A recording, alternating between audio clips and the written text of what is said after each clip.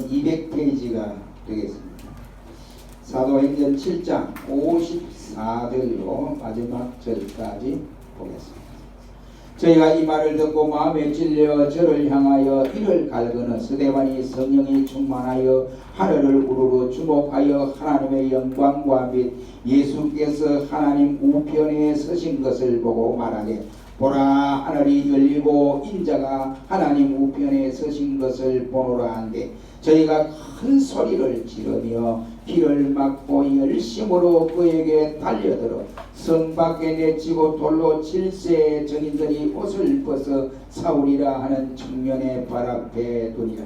저희가 돌로 스데반을 치니 스데반이 부르짖어 가로되 주 예수여 내 영혼을 받으시옵소서 하고 다같이 읽습니다. 무릎을 꿇고 크게 불러 가로되 주여 이 죄를 저에게 돌리지 마옵소서. 이 말을 하고 자니라. 공독한 말씀을 통해서 이 시간에는 자랑스러운 그리스도인이라는 말씀으로 잠시 은혜를 받기를 원합니다. 오늘 본문 말씀에 보면 스데반 집사님의 최후의 모습이 기록되어져 있습니다. 초대교회 성도들이 다 이와 같이 어려움을 겪고 힘드는 신앙생활을 했지만은 스데반 이 집사님의 이 신앙은 참으로 훌륭하다 하는 것을 사도행전 7장에서 발견할 수가 있게 됩니다. 그는 믿음이 뛰어났고 또한 이와 같이 인정을 받아서 초대교회가 처음으로 집사님을 세울 때 7 집사님으로 뽑혔던 사람 가운데 한 사람이었고 그는 교회의 중요한 임원이 되어졌습니다. 그 당시에 이 집사는 오늘날로 말하는 서희 집사가 아니고 안수 집사를 말씀하고 있습니다. 그는 집사로서 선출되어서 구제하는 일과 봉사하는 일에 힘을 더욱 많이 썼습니다.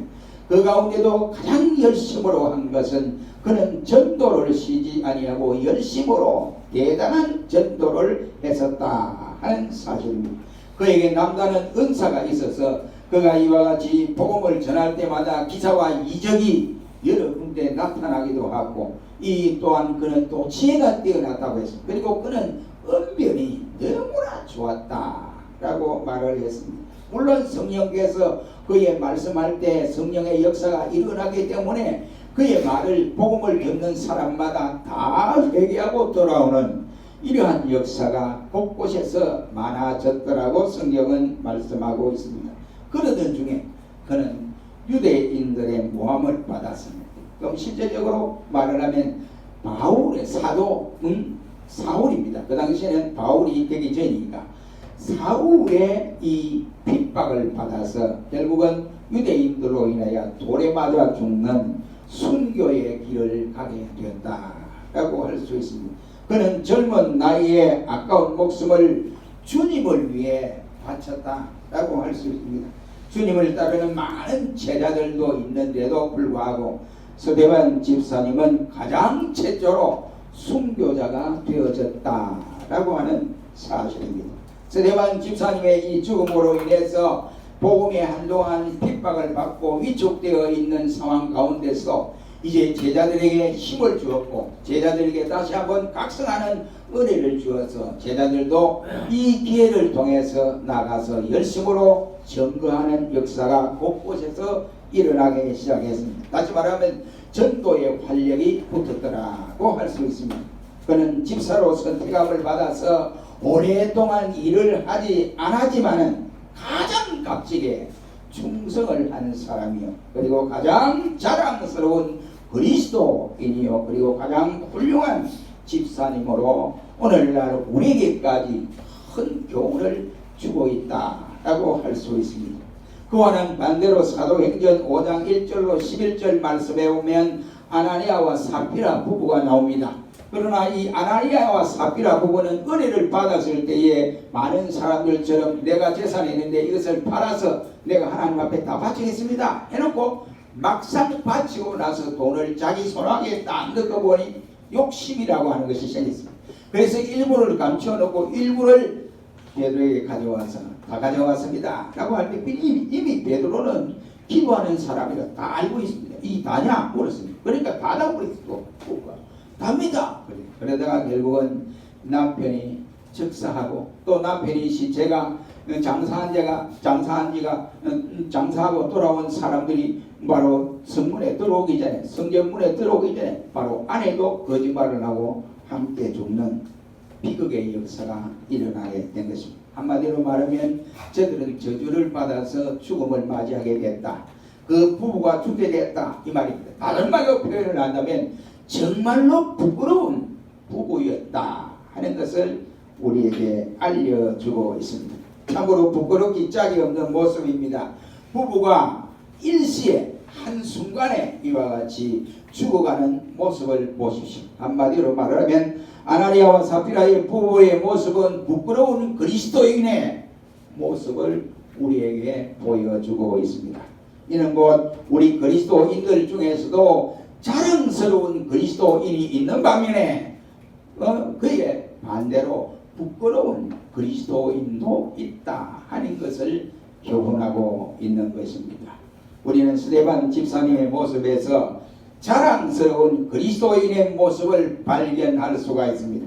그래서 이 시간에 우리는 이 스데반 집사님의 모습에서 자랑스러운 그리스도인이 누구냐, 어떤 사람이 되었들 자랑스러운 그리스도인인가 하는 것을 생각하면서 은혜를 받는 귀한 시간이 되었으면 합니다. 첫째로 어떤 사람이 자랑스러운 그리스도인입니까? 복음을 자랑스럽게 증거하는 자가 자랑스러운 그리스도인이다 이런 말입니다. 오늘 본장 7장에서 보면 스데반 집사님은 복음을 담대하게 전하다가 예루살렘 공회에 붙잡혀 갔습니다. 사도행전 6장 15절 말씀에 보면 공회 중에 앉은 사람들이 스데반을 주목하여 보니 그 얼굴이 천사의 얼굴과 같았더라고 말씀을 하고 있습니다. 천사의 얼굴이 대간절 어떤 얼굴입니까? 천사의 얼굴이 스데반 집사처럼 얼굴이 그렇게 생긴 사람 그게 아니고 여기 천사의 얼굴과 같다는 말은 스데반 집사님이 옷을 화려하게 입었다든지 아니면 얼굴을 치장을 했다든지 이래서 천사의 얼굴과 같다는 말이 아닙니다. 이 말은 그가 예루살렘 공회에 지금 신문을 받아서 끌려왔습니다. 끌려가는 신문을 당하는 중에 내가 언제 죽을는지 모른다 하고 초조하고 긴장하고 이런 상태가 아니고 담대하고 또 승리에 가득 찬 얼굴이었다 이런 말. 그래서 저들이 스데반 집사를 데리고 와서 신문을 하려고 보니까 공회 회원들이 딱 보니까 저기 스데반인데 얼굴을 보니까 천사 얼굴처럼 생겼구나 이야 하고 깜짝 놀라는 일들이 일어났습니다. 스데반은 이미 공회 앞에 섰을 때에 결심을 한 것입니다. 어떤 결심을 했습니까? 나는 이제 예수를 위해 죽겠다.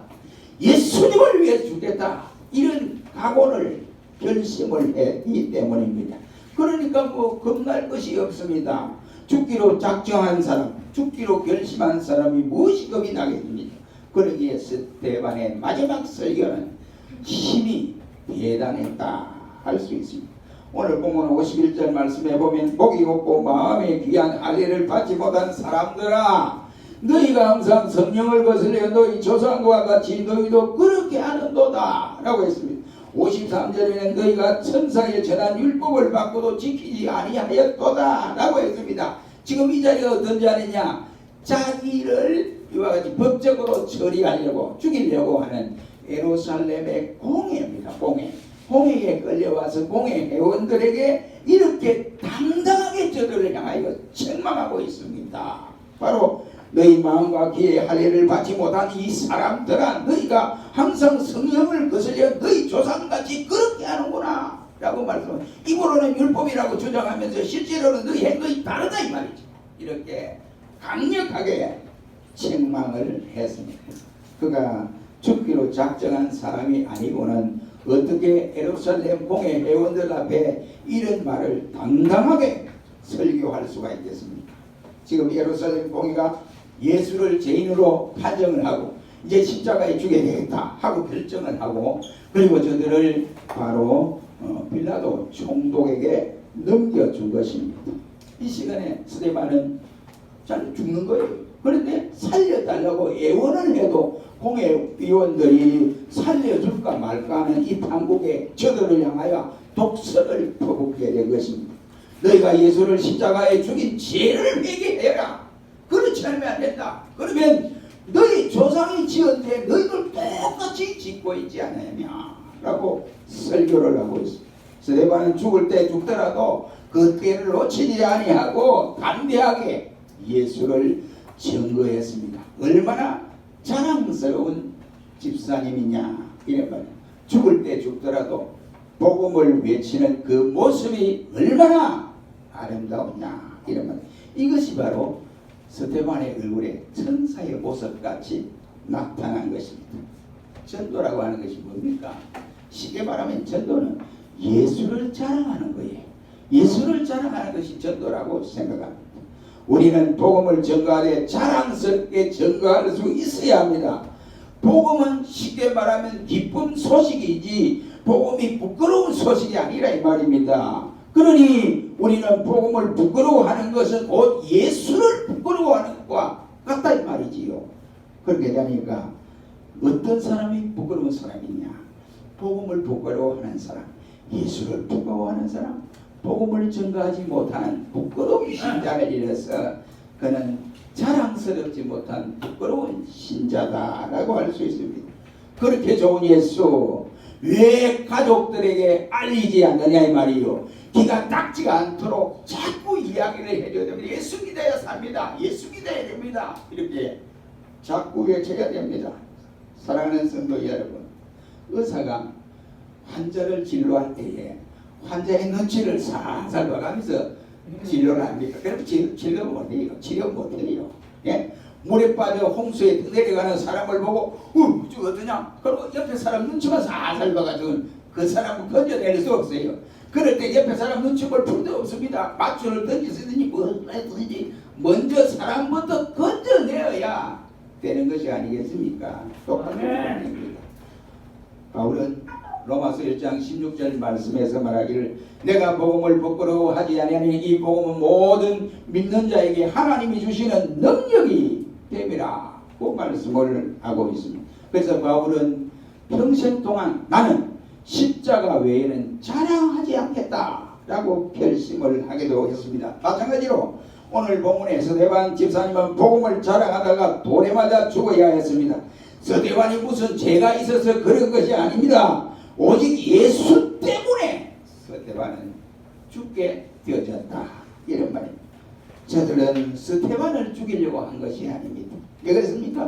스데반 속에 있는 예수가 싫어서 돌로 쳐 죽인 거예요. 그러니까 예수를 자꾸 자랑하니까 예수를 복음을 전가하니까 그 소리가 듣고 싫은 거예요. 그러니까 스데반 집사 속에 자정에 있는 예수가 보기 싫은 거예요. 예수의 말을 듣기 싫은 거예요. 그래서 스데반을 돌로 쳐 죽였습니다. 우리 모두 스데반 집사님처럼 복음을 자랑스럽게 전하는 자 되어 자랑스러운 그리스도인이 되시기를 주의 이름으로 축원합니다. 두 번째로 오늘 보면 60절 말씀해 보면 자랑스러운 그리스도인은 어떤 사람이냐? 원수까지도 사랑을 해야 된다. 60절에 뒤어 이제를 저들에게 돌리지 마옵소서라고 기도를 하고 있습니다. 죽으면서까지 여유가 넘치게 되는 모습을 볼 수가 있습니다. 바로 이것이 진정한 그리스도의 모습이 아닐까 생각합니다. 예수 안에 있는 자는 원수가 있어서는 안 됩니다. 원수가 없어야 돼요. 왜? 예수님이 원수를 하나도 원수라고 생각하지 않았기 때문에 그렇습니다. 예수 안에는 원수가 없어야 됩니다. 예수님에게는 원수가 없기 때문에 그러하다 이런 말이 되겠습니다. 사실 이대로 우리가 생각하고 이대로 행한다는 것이 얼마나 힘이 들고 괴로운지 알 수 없습니다. 원수를 원수로 여기지 말고 원수를 사랑하라 주님 말씀하셨는데 원수 사랑하기가 그렇게 쉽습니까? 그렇지 않습니다. 원수 사랑하기가 얼마나 어려운지 힘이 드는지 알 수가 없습니다. 그러나 예수님께서 사랑하라고 하시니 우리 모두는 원수를 사랑해야 됩니다.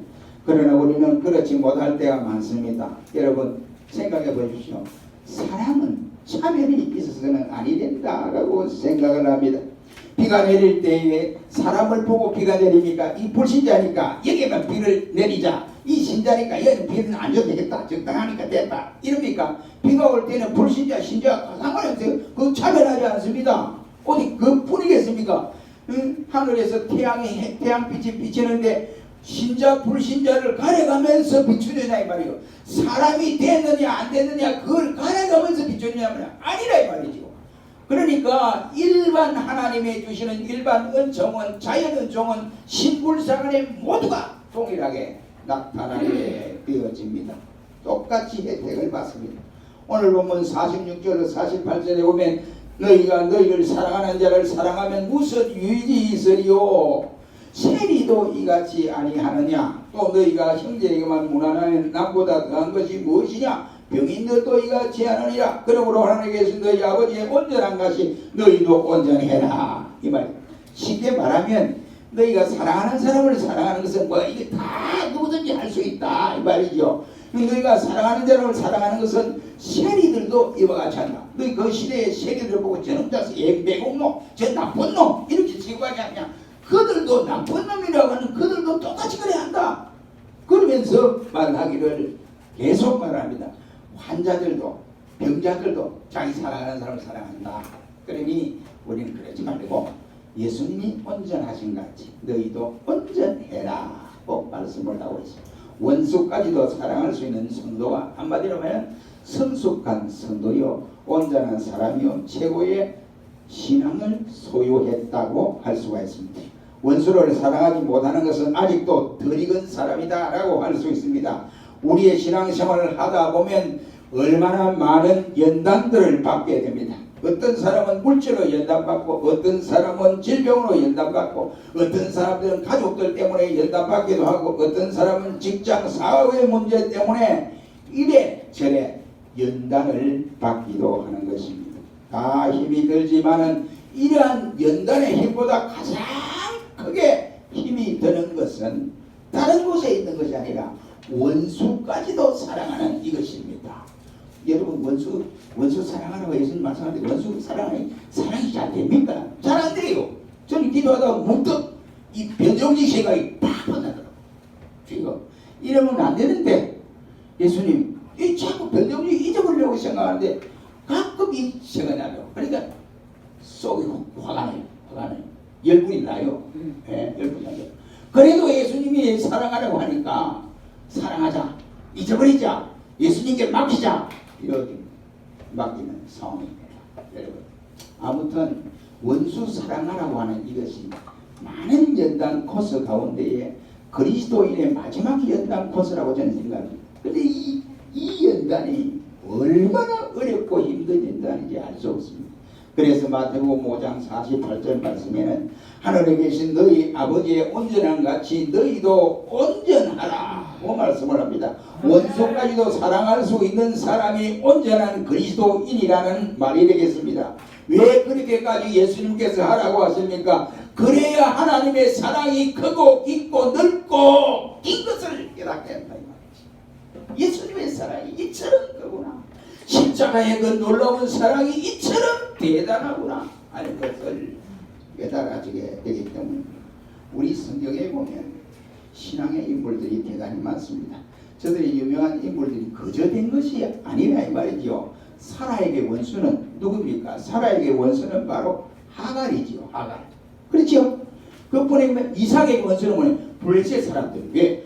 자기 아버지가 파놓았던 우물을 덮어놨는데 그것을 자기가 알아서 그 우물을 파면 그때마다 막 물이 굴굴 서 그럼 블레셋 사람들이 싹 뺏어가는 거예요. 그러니까 이삭에게 원수는 블레셋 사람들이었습니다. 야곱에게 원수는 누구예요? 에서죠. 그죠? 그 다음 요셉에게 원수는 형들입니다. 그리고 다윗에게 원수는 남도 아닌 그의 장인 사울 왕이라고 할 수 있습니다. 사도 바울에게 원수는 유대인들. 유대인들에게 복음을 전하니까 유대인들이 자꾸 예수를 먹거든요. 그러니까 유대교회에서는 저 바울을 죽이려고 모함을 했던 겁니다. 그 다음에 한나에게 원수는 뭐냐?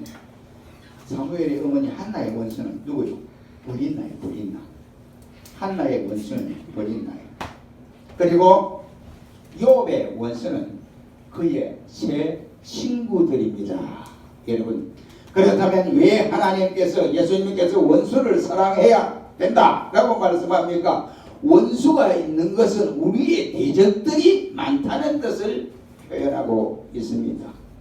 내 속에 예수가 계시기 때문에 그렇지 않습니까? 우리가 원수들로부터 공격을 당하고 괴로움을 당한 것은 내 속에 예수님이 자정하고 계시기 때문에 그렇다 이 말이지. 원수까지 사랑하게 되면 더 이상 원수들이 우리 공격할 틈바구니가 없어요. 그래서 공격을 못합니다. 그래서 그들이 성령의 감동 감화를 받아서 변화를 받아 예수를 나의 구주로 고백하고 주께로 돌아오는 이러한 역사가 일어나게 되는 것입니다. 그래서야 저들의 눈이 밝아서 하나님을 보게 되어집니다. 저는 이번 주에 제 누님에게 전화를 했어요. 저하고 누님하고는 나이가 차이가 많이 나죠. 그래서 제가 누님 혹시 우리 아버지가 일본 사람들에 끌려가서 만주에 전쟁을 할 때 그때의 상황을 아느냐 물었더니 내가 그때 어릴 때 아무것도 모르는 어린애 때인데 내가 어떻게 알겠느냐. 그때 제가 깨달은 게 우리 어머니가 고생 많이 했구나. 형님 있고 그다음 딸 하나 어린 딸 있고 결혼해가 어린 딸 있고 또 따로 방을 얻어 사는 것이 아니고 큰 집에 가 전방살이를 한 거예요. 아버지가 만주에 끌려갔으니까 만주에 끌려갔는데 내 형제 아버지 형제 내 형제 대표로 간 거예요. 대표로 다 나오너라 끌고 가는데 안 된다. 이분들은 생계가 막막하고 그러니까 안 된다.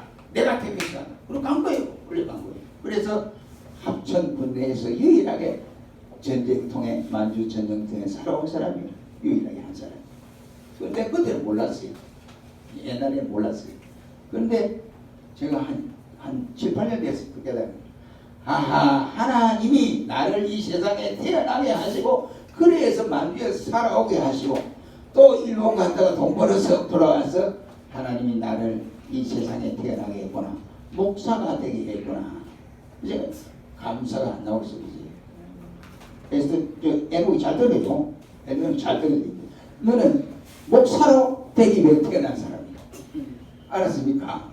태어날 때부터 하나님이 내게 그런 사인을 준 거예요. 세상 우리 가족이 아무도 모르는데 하나님이 기도 중에 9시 기도 중에 저 아이를 내 눈에 보여줬어요. 보여줬는데 머리를 빡빡 깎는데 또 신중가 돼 있어요. 그래서 내가 기도 중에 하나님 왜 신중가 같은 아들을 줍니까? 그러거든요. 그랬더니 너 받기 싫어? 그러더라고. 그래서 내가 아닙니다 이랬는데 내가 집에 와서 그 이야기는 아무도 안 믿어요. 본인조차도 안 믿었어요. 그런데 알고 보니 하나님이 그렇게 주셨구나 이 말이죠. 그래서 하나님 보니 감사합니다. 아무 존재가 원수라고 하는 것들은 왜 원수가 생기느냐? 우리 속에 예수님이 자정하시기 때문에 그렇습니다. 그 원수를 사랑하면 저들이 비방할 거리가 하나도 안 생겨요. 그러니까 대적하지 않고 저들이 돌아오게 됩니다. 순교자 여기에 스데반이 죽고 나서 죽은 이후에 누가 돌아왔습니까? 순교자 스데반을 죽였던 사울이 바로 바울로 변화되는 유능한 사도로 돌아오게 되지 않았습니까? 하나님이 이렇게 역사 사랑하는 성도 여러분, 우리는 원수까지도 사랑할 수 있는 진정한 그리스도인이 되시기를 주의 이름으로 축원합니다. 그럴 때 하나님이 우리를 통해서 사울을 변화시켜 바울로 만든 것처럼 우리에게도 그런 사람을 붙여 주실 줄로 믿습니다. 사랑하는 성도 여러분, 우리 모두가 진정한 그리스도인이 되시기를 주의 이름으로 축원합니다. 기도하겠습니다. 전능하신 하나님